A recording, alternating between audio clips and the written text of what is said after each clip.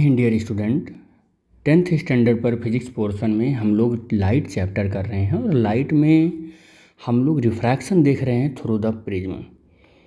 इससे पहले हमने एक टॉपिक किया जिसमें हमने रिफ्रैक्शन थ्रू द प्रिज्म देखा और 3 तरीके की प्रिज्म हमने यूज की। पहला तो हमने यूज किया था राइट एंगल्ड आइसोसेलेस प्रिज्म या टोटल रिफ्लेक्टिंग प्रिज्म। दूसरा हमने यूज किया था प्रिज्म जो है वो इक्विलैटरल था और तीसरा हमने राइट एंगल्ड प्रिज्म यूज किया। राइट एंगल्ड प्रिज्म हमने जो यूज किया था मैं उसको आपको दिखा दूं। इससे पहले फिजिक्स टाइम के यूट्यूब चैनल पर वो लेक्चर अपलोड है। हम ये वाला किए थे इससे पहले ये केस। तो total internal reflection and refraction of light through the 30, 90 and 60 या इसी को राइट एंगल्ड प्रिज्म कहा जाता है। और राइट एंगल्ड प्रिज्म में रिफ्रैक्शन कहाँ पर होता था, हमने ये देखा कि जब आप 60 और 90 वाले आर्म पर ऐसे परपेंडिकुलर इस वाले आर्म पर परपेंडिकुलर लाइट इंसिडेंट करवाएंगे तभी केवल आप देख पाते हैं कि तो TIR होता है। और उसी कंडीशन में हम देखते हैं कि वो जो ऑब्जेक्ट है उसका इमेज डेविएट हो रहा है। और कब हम ये वाला केस यूज करते थे कि जब हमको इमेज का डेविएशन 60 डिग्री से कम चाहिए होता था। जब कभी भी किसी ऑब्जेक्ट के डेविएशन को 60 डिग्री से कम डेविएट करना हो तो थर्ड टाइप ऑफ केस हम यूज कर लेते थे। लेकिन याद रखना ये कुछ ऐसे भी केसेस होते हैं इस प्रिज्म का, राइट एंगल्ड प्रिज्म के कुछ ऐसे भी केसेस होते हैं जिसमें हमारा जो ऑब्जेक्ट का इमेज होता है वो डेविएट नहीं होता है। उसी केस को बेसिकली हम इस लेक्चर में पढ़ेंगे कि ऐसे भी कुछ केस होते हैं जिसमें टोटल इंटरनल रिफ्लेक्शन नहीं होता है। नॉन अकरेंस हमने लिख दिया है, हेडिंग ही यही है कि non occurrence of the total internal reflection through the right angled prism.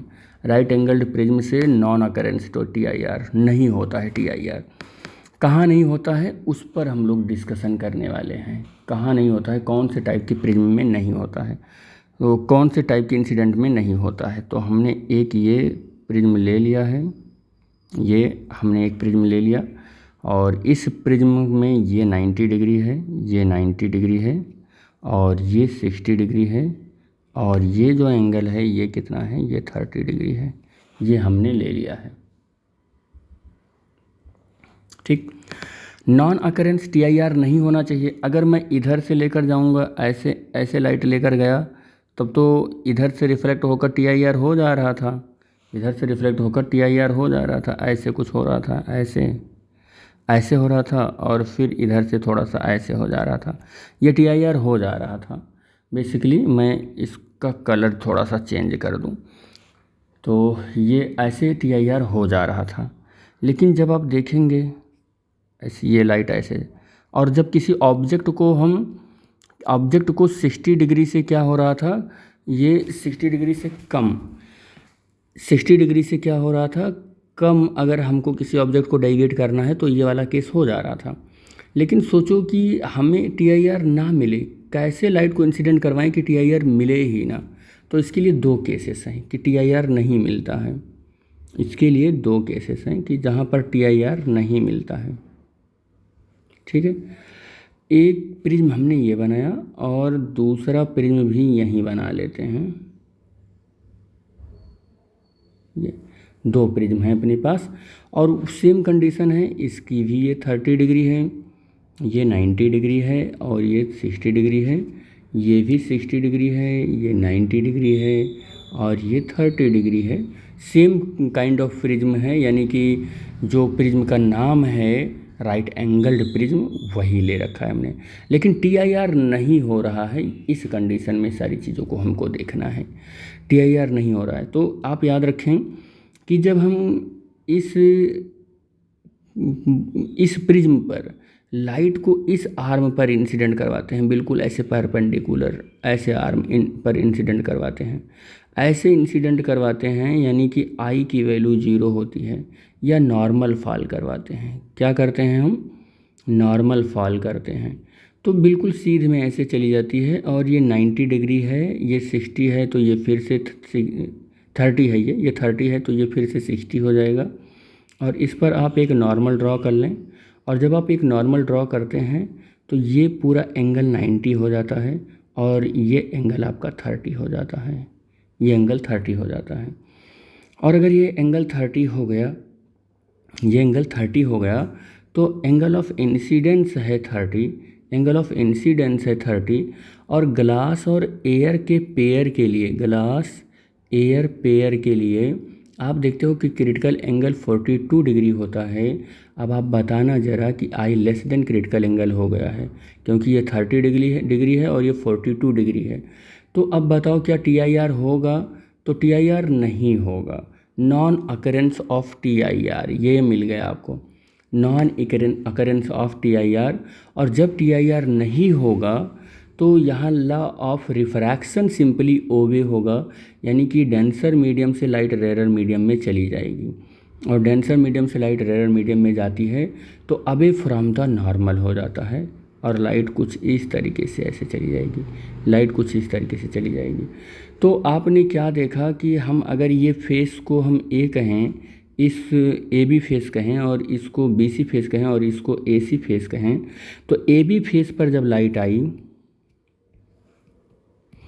AB face पर जब लाइट आई परपेंडिकुलर, तो non occurrence of total internal reflection मिला। लेकिन जब BC फेस पर परपेंडिकुलर लाइन आई थी तो TIR यहाँ मिल गया था, यहाँ TIR मिल चुका था, इस पॉइंट पर TIR मिल चुका था। लेकिन यहाँ पर जब हमने देखा कि AB फेस पर परपेंडिकुलर लाइट लिया तो TIR नहीं हुआ। ऐसे हम देख लें, क्या AC फेस पर लें तो क्या मिलता है, AC फेस पर लें तो क्या मिलता है TIR? तो AC फेस पर भी परपेंडिकुलर ले लो आप लाइट। तो हमने AC फेस पर ये परपेंडिकुलर लाइट लिया, एक लाइट लिया, कैसे? हमने AC फेस पर परपेंडिकुलर लिया, ठीक है। तो ये हमने एक लाइट इंसिडेंट करवाया और परपेंडिकुलरली ये 90 डिग्री है, ये 90 डिग्री है, और ये 90 डिग्री होगा, ये 90 डिग्री होगा। तो ये 90 डिग्री हो गया बेटा, ये 30 डिग्री है। तो आई होप ये आप समझ रहे होगे। तो ये कितना डिग्री बनेगा, ये कितना डिग्री बनेगा? तो ये 60 डिग्री बनेगा। कितना डिग्री बनेगा? 60 डिग्री बनेगा। और अगर ये 60 डिग्री हो गया, 60 डिग्री हो गया तो ये कितना होगा? ये 30 डिग्री होगा। अगर ये 30 डिग्री हो गया तो यही तो मेरा एंगल ऑफ इंसिडेंस है।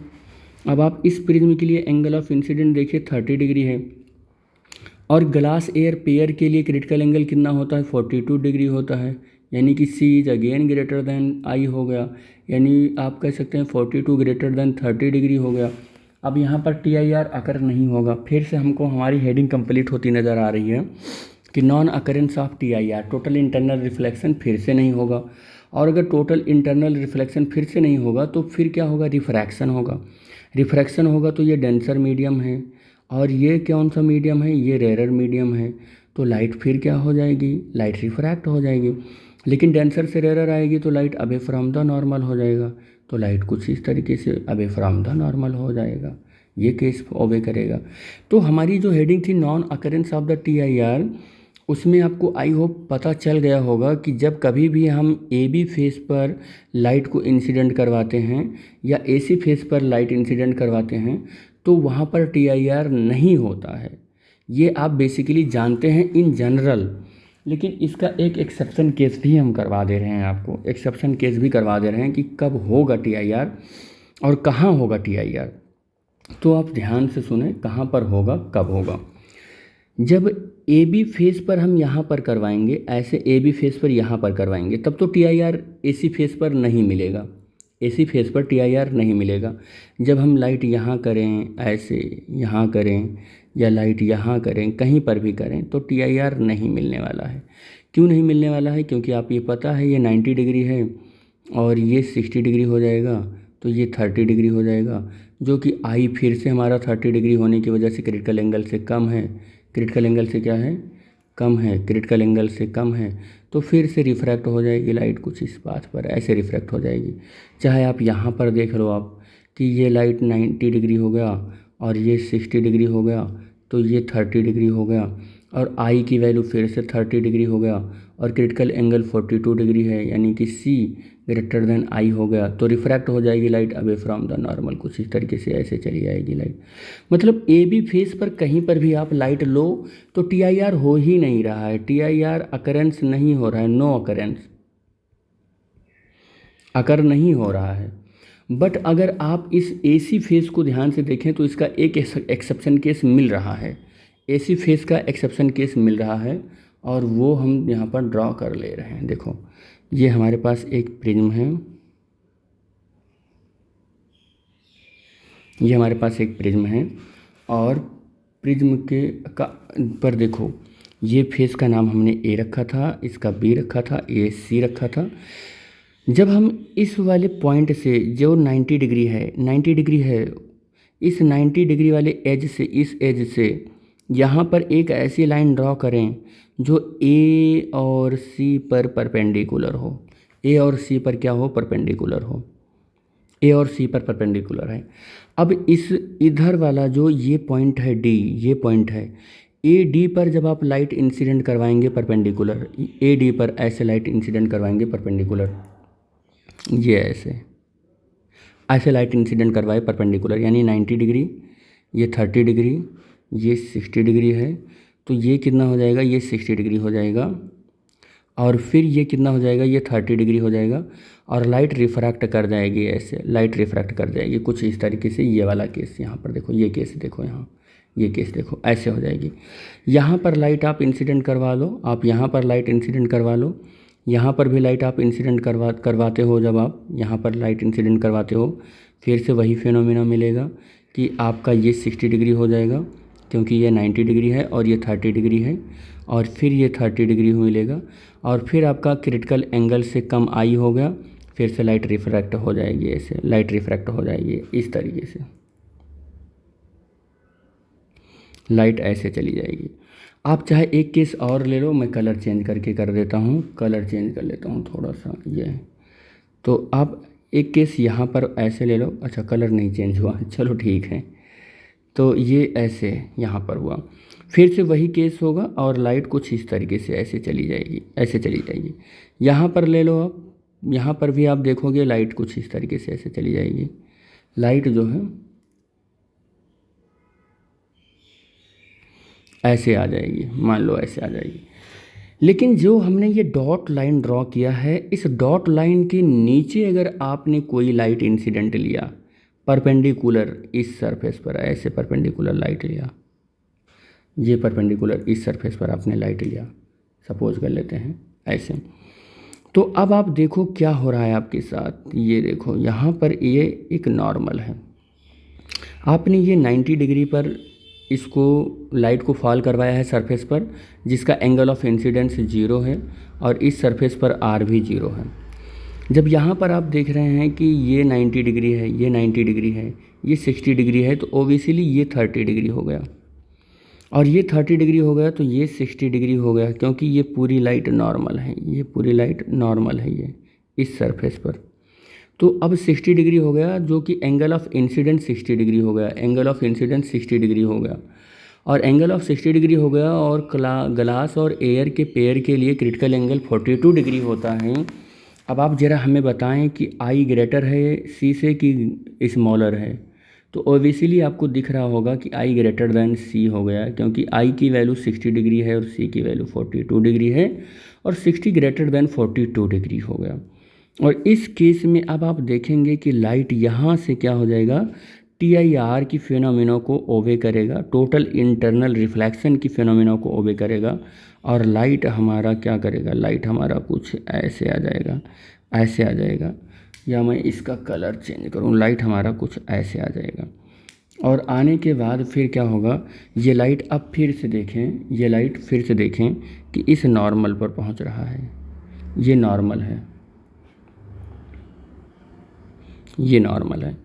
अब आप बताना कि ये 60 है तो ये 60 हो जाएगा, और ये कितना हो जाएगा, ये 30 हो जाएगा, और ये 30, ये 90, और ये कितना हो जाएगा, ये फिर से कितना हो जाएगा, 60 हो जाएगा, और ये 30 हो जाएगा, और ये 30 हो गया। तो अब बताओ एंगल ऑफ इंसिडेंस कितना हो गया, एंगल ऑफ इंसिडेंस I = 30 हो गया, I = 30 हो गया, और I की वैल्यू 30 हो गया। ग्लास और एयर के लिए C की वैल्यू 42 होती है, फिर से C ग्रेटर देन I हो गया। अब ये लाइट अगेन रिफ्रैक्ट हो जाएगी और डेंसर मीडियम से रेयर मीडियम में चली जाएगी। और जब ये डेंसर मीडियम से रेयर मीडियम में जाती है तो लाइट थोड़ा सा क्या हो जाता है, अवे फ्रॉम द नॉर्मल होता है। और ये कुछ इस तरीके से अवे फ्रॉम द नॉर्मल हो जाएगा, अवे फ्रॉम द नॉर्मल हो जाएगा, ये लाइट चली जाएगी कुछ इस तरीके से। ठीक है, कुछ इस तरीके से ये लाइट चली जाएगी। और यहाँ पर जो ये एंगल 30 है, ये एंगल जो बनेगा ये 30 से ग्रेटर देन हो जाएगा। इसको मैं थीटा बोल दूँ तो थीटा ग्रेटर देन 30 हो जाएगा, ग्रेटर देन 30 हो जाएगा। ठीक है, कुछ आप इस तरीके से देखेंगे। तो आपने देखा कि ये क्या है, ये हमारा एक्सेप्शन केस है। एक्सेप्शन केस है, किसका एक्सेप्शन केस है, इस वाले का एक्सेप्शन केस है, इसका एक्सेप्शन केस है इसका। कि ये बोल रहा था कि जब आप AC फेस पर लाइट को इंसिडेंट करवाते हो तो no occurrence of the TIR होगा, TIR नहीं होगा। बट हमने इधर से कंटिन्यू लाइट को ऐसे इंसिडेंट करवा के लाइट को इंसिडेंट करवा के लाइट को इंसिडेंट करवा के पता क्या कर लिया हमने कि अगर इस 90 डिग्री वाले एंगल के एज से इस पर एक ऐसे लाइट ड्रॉ करें, परपेंडिकुलर लाइन ड्रॉ करें AC फेस पर, उसके नीचे अब कोई भी लाइट इंसिडेंट करवाते हैं, इससे नीचे अब कोई भी लाइट इंसिडेंट करवाते हैं यहाँ पर, तो उसका TIR हो ही जाता है, उसका TIR हो जाता है, उस लाइट का TIR ऐसे हो जाता है, उस लाइट का TIR हो जाता है। समझ पा रहे हो बात अब? तो इस लाइट का TIR हो जाता है। और वो लाइट क्या होता है, वो लाइट क्या होता है, वो लाइट क्या होता है, वो इस D पॉइंट से लोअर में होता है, AC पे के लोअर फेज एज पर होता है, lower edge of AC, lower edge of AC। ठीक है, AC का लोअर एज है, AC का क्या है, लोअर एज है। और वो लोअर एज कहाँ से स्टार्ट होता है, जहाँ पर इस वाले एज से ऐसे डॉट लाइन आप ड्रॉ करते हो और 90 डिग्री मिल जाता है, ये लोअर एज है। यहीं पर जो लाइट इंसिडेंट होती है नॉर्मली, वही लाइट TIR के फिनोमेना को ऑकरेंस कर पाता है, अदरवाइज़ कोई भी TIR के फिनोमेना को अकर नहीं कर पाता है जब AB फेस और AC फेस पर लाइट इंसिडेंट करते हैं नॉर्मली तो। ठीक है, तो ये एक्सेप्शन केस है, इस पॉइंट का एक्सेप्शन केस है। ठीक है, समझ गए ना? देखो यहाँ पर BC पर लाइट इंसिडेंट हुआ तो 60 डिग्री से कम के एंगल पर लाइट डेविएट हो रही है, यानी कि इमेज, ऑब्जेक्ट का इमेज डेविएट हो रहा है। यहाँ पर TIR नहीं हो रहा है, यहाँ पर भी TIR नहीं हो रहा है, लेकिन इसका एक्सेप्शन केस क्या होगा कि TIR होगा, लेकिन इस वाले पॉइंट से नीचे जब लाइट नॉर्मल इंसिडेंट होगा AC फेस पर। तो आई होप ये सब आपको समझ में आ रहा होगा। और हम लोग इस लेक्चर में बस यहीं तक बात करेंगे, और नेक्स्ट लेक्चर में हम लोग बात करने वाले हैं पॉइंट जिसका नाम है use of a total internal reflecting prism के बारे में बात करने वाले हैं, in place of a plane mirror. इस टॉपिक पर हम लोग नेक्स्ट लेक्चर में बात करेंगे, जिसका नाम क्या है कि यूज ऑफ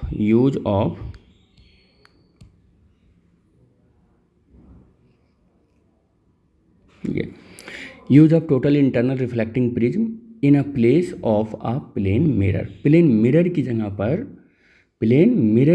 पर हम टोटल इंटरनल रिफ्लेक्टिंग प्रिज्म को यूज